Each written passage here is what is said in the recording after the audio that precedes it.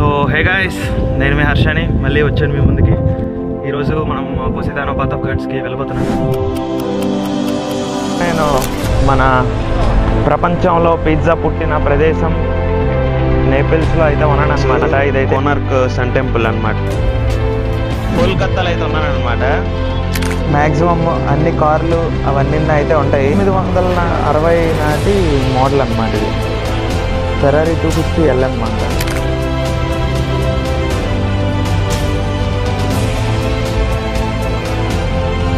నేను మీ హర్షాని.